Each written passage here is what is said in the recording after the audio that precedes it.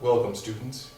This is Brandon Thundar Sindos, the author of the Abortion Battle Book, and today we're going to the land of the rising sun.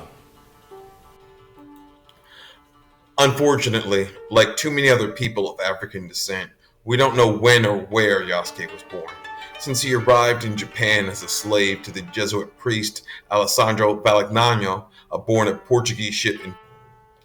At the time Yasuke arrived in Japan, it had been in a period of civil war for almost a century. Attempts to unify the whole island had all ended in failure, until the prominence of Oda Nobunaga, the Japanese daimyo who up until that point had been the most successful daimyo in the quest for ultimate supremacy. Like many other civil wars, the quest for leadership of Japan spilled over into other countries: Korea, China, even Portugal, and the repercussions of which are still felt today. Yasuke had the distinction of not only being one of the samurai to fight in this war for the soul of the land of the rising sun, he also had the honor of being the first black samurai. Yasuke wasn't just the first black samurai, he was the first known black man to even enter Japan, so it should be no surprise that his arrival gained a great deal of attention. It's said that when Nobunaga met Yasuke the first time, he ordered him to strip down to his waist, just to prove that his skin was actually that dark, and it wasn't just ink.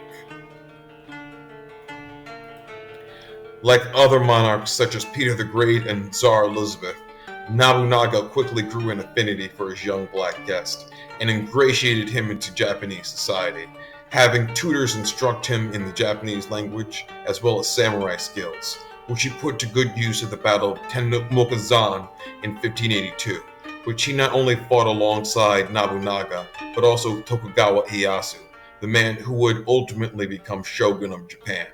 It should be noted that Yasuke was not only the first black samurai, he was also the first samurai that wasn't from Japanese descent. Unfortunately for Yasuke, his beloved daimyo Nobunaga eventually lost the confidence of the generals in his charge, was betrayed by them, and forced to commit ritual suicide at the Honnoji Temple.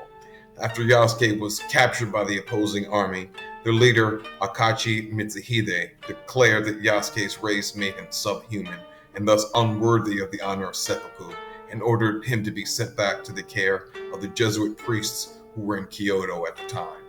It's said that the brothers of the Jesuit order were overjoyed to see him return, but after that, we don't know what the remainder of Yasuke's life was like, or even when and where he died. Well, I hope you've enjoyed our presentation about Yasuke. Join us next time as we talk about Oluda Equiano, a man more British than the British. This has been Brandon Thundar Sindos, the author of the Abortion Battle Book. Have a brand-tastic day, and we'll see you next time.